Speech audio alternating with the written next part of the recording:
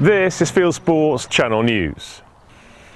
Shooters face rising ammunition prices as demand skyrockets because of Russia's war on Ukraine. A report by the Sunday Telegraph claims the UK retail prices of shotgun cartridges rose by around a quarter between January last year and April 2022. Over a similar period, the amount of rifle ammunition sold has increased 13%. Gun trade sources say higher prices are the new normal for British shooters. The director of the Gun Trade Association, Simon West, says shooters are already facing rising gun prices as a result of the disruption to global supply chains caused by the pandemic. Did Chris Packham fake his own death threats? 3 people from the online Country Squire magazine who are defending libel charges brought by Chris Packham are making fresh claims that he did in order to attract public sympathy and funding for his work. An article in the Sunday Times reports that lawyers representing the editor of Country Squire magazine, Dominic Whiteman, and contributors Nigel Bean and Paul Reed will provide evidence the BBC presenter authored the death threat. Police dismissed the allegation last year. Now the Packham 3 plan to present reports from 3 handwriting experts to the court to support their claims. A lawyer for Chris Packham says he is surprised they have resurfaced. The television presenter is taking action against the 3 over libel claims, which will be heard at a trial later this year. A Welsh council has withdrawn its advice to its staff to eat less meat after a backlash from angry farmers. Pembrokeshire County Council had issued a statement saying it is extremely supportive of our rural community. The authority faced criticism when it advised employees in a newsletter that eating less meat and dairy would be one of the biggest ways to reduce your impact on the planet. The Animal Liberation Front has been busy vandalising high seats in Canada. An ALF member posted the pictures of the criminal damage on the Unoffensive Animal website, which is based in Iceland, in order to avoid American or European authorities closing it down. The animal rights extremists toppled the towers and graffitied them. A new convoy of hunters and shooters from the UK is heading back to Ukraine to help refugees. It is Ukraine Equestrian Relief's second aid convoy. The group has received donations of more than £70,000 on its GoFundMe page, as well as online auctions and stands at shows. 5 horse boxes loaded with aid are travelling to Poland to help people who've crossed the border from Ukraine. Mark Cayley, a farrier from the Peak District, is one of the drivers.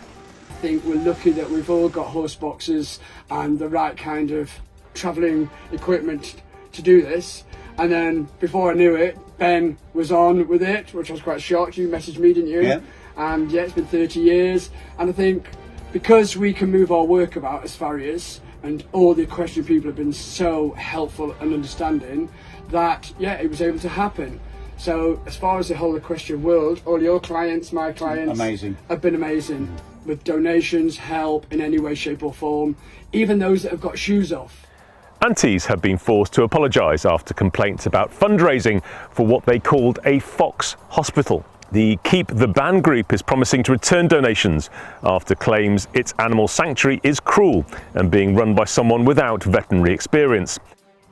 Sporting shooters are getting nervous as top clay shot George Digweed returns to form. The shooting legend is just back from winning both the African Championship in South Africa and the World Championship in San Antonio, Texas. This completes his personal milestone of winning World Championships in 5 different decades, from 1988 to 2022. Fieldsports News caught up with him at the Essex Masters. I haven't probably shot my best since the robbery in 2016, but I felt over the last couple of years my timing's been coming back, and I'm pretty much back there now, I think. And we'll have a full report from the Essex Masters later in the show. Now, the government of Botswana has criticised British MP Sir Roger Gale for his attack on Botswana's president. Botswana formally condemned Gale for calling Dr. Magwitsi Masisi a corrupt vandal and claiming his actions led to murder. As reported in Fieldsports News, Gale made the claims in an online video on the animal rights Mojo streaming channel. A press release issued by the office of the president says Gale's attack is a veiled attack on the Botswana state. A deer stalking rifle has been found washed up on the shores of a Scottish loch. Charlotte Goodlett found the gun in its case on a beach at Tay Vallick in Argyllshire. She rescued it on her kayak and handed it over to the local police, who came to pick it up. The rifle had been reported missing on a boat trip to an island north of the Sound 2 years earlier. If it's your rifle, please let us know if it still shoots straight. A leading wildlife organisation is opposing a ban on importing hunting trophies to Belgium. The World Wildlife Fund says trophy imports should be allowed on condition that hunts are scientifically substantiated. The European Commission also says that well-managed hunting tourism brings benefits for biodiversity, and the IUCN backed trophy hunting in a recent article in the German newspaper Bild.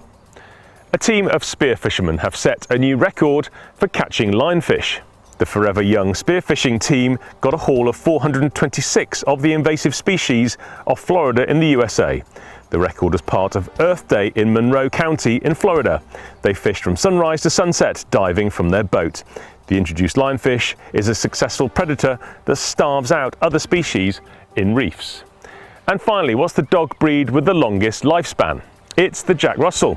Terriers triumph with a life expectancy of almost 13 years on average.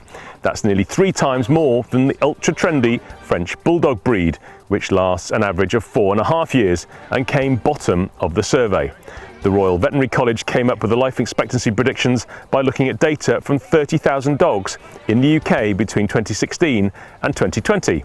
The study, carried out with the National Taiwan University, found that the second longest living breed with a lifespan of 12.5 years is the Yorkshire Terrier, and Border Collies come a close third. The report also reveals that bitches live longer than dogs.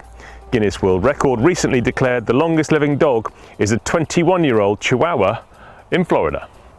You are now to date with Fieldsports Channel News.